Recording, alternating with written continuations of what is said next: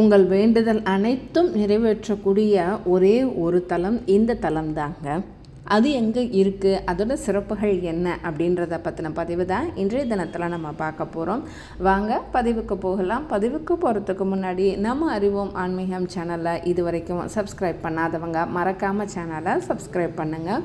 அப்போ தான் சேனலில் வரக்கூடிய வழிபாட்டு தகவல்கள் உங்களுக்கு பயனுள்ளதாக வந்து சேரும்.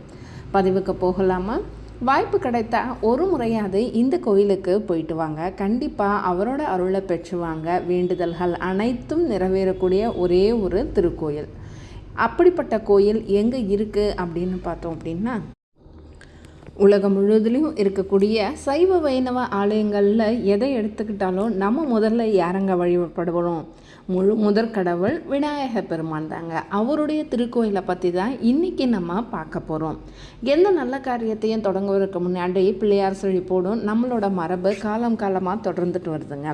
ஆனால் விநாயகருக்கென தனியே அமைந்த ஆலயங்கள் பல இருந்தாலும் அவற்றில் ரொம்ப அரிதான திருக்கோலம், அபூர்வ வரலாறு, பிரம்மாண்ட கட்டிட அமைப்பு இது எல்லாம் சேர்ந்தது தான் இப்போ நான் சொல்ல போகக்கூடிய இந்த திருக்கோயில். இந்த ஆலயம் சுமார் 1000 ஆண்டுகளுக்கு பழமையானதுன்னு சொல்லலாம். 80 மீட்டர் நீளம், 40 மீட்டர் அகலம், 5 நிலை ராஜகோபுரம், 3 பிரகாரங்கள், 8 மண்டபங்கள், இப்படி விரிந்த பரப்பளவு அமைந்துள்ளதுனால இந்த கோயிலை ஆசியாலேயே மிகப்பெரிய விநாயகர் ஆலயம் அப்படின்னே சொல்லலாங்க.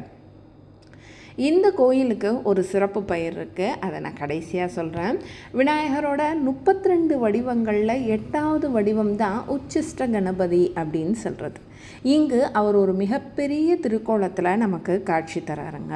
தனது தேவியான ஸ்ரீ வல்லபியை இடது தொடையில் அமர வைத்தபடி 6 கைகள் உடன் கைகளில் நீரோப்பழம், மாதுளம்பழம், வீணை, நெற்கதிர், அட்சமாலை, ஒரு கையால் தேவியை அணைத்தபடி இந்த திருக்கோலம் இணைவு, செழிப்பு, குடும்ப அமைதி ஆகியவற்றோட அடையாளமாக சொல்லப்படுது. அதனால தான் இந்த திருக்கோயிலுக்கு நீங்கள் ஒரு தடவை போயிட்டு வந்தீங்க அப்படின்னா நீங்கள் வேண்டின அத்தனையும் நிறைவேற்றக்கூடிய ஒரே தலம் இது மட்டும்தாங்க.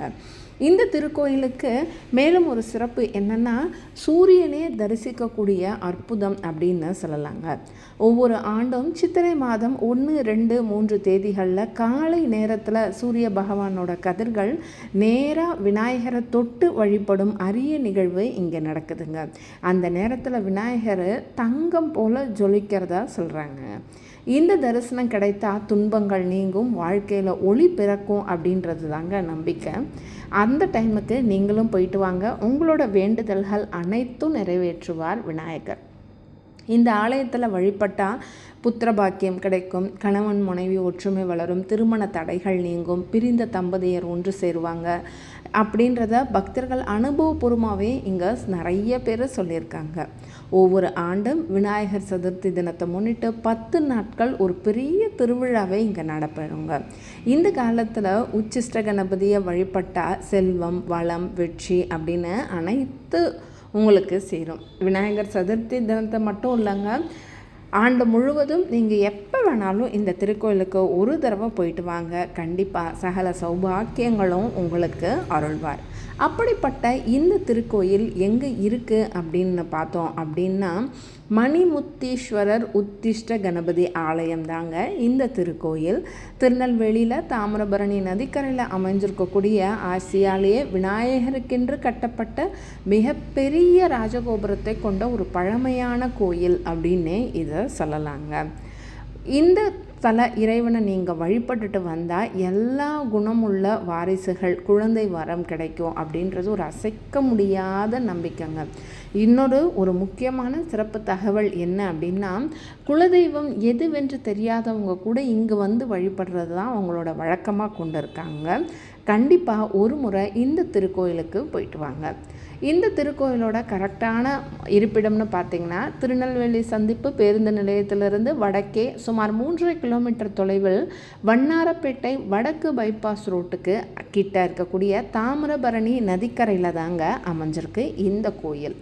தினமும் காலை மற்றும் மாலை வேளையில் தரிசனத்திற்காக கோயில் திறந்திருக்கும். கண்டிப்பாக ஒரு முறை இந்த திருக்கோயிலுக்கு போயிட்டு வாங்க. உங்களோட வேண்டுதல்கள் அனைத்தும் நிறைவேற்றி தருவார் விநாயகப் பெருமான். சங்கடஹர சதுர்த்தி நாட்களில் போன்ற எல்லா தினங்கள்லேயும் விநாயகருக்கு சிறப்பு அபிஷேகங்கள் ஆராதனைகள் நடக்குங்க. ஒரு முறை போயிட்டு வாங்க, எல்லாமே உங்களுக்கு வந்து சேரும். இந்த பதிவு உங்களுக்கு பிடிச்சிருக்குன்னு நம்புகிறேன். பதிவு பிடிச்சிருந்ததுன்னா மறக்காமல் நம்ம அறிவோம் ஆன்மீகம் சேனலை லைக் பண்ணுங்கள், கமெண்ட் பண்ணுங்கள், ஷேர் பண்ணுங்கள். மறக்காமல் சேனலை சப்ஸ்கிரைபும் பண்ணுங்கள். அடுத்த ஒரு பதிவில் அடுத்த ஒரு ஆன்மீக தகவலோடு உங்களை சந்திக்கிறேன். வாழ்க வளமுடன்.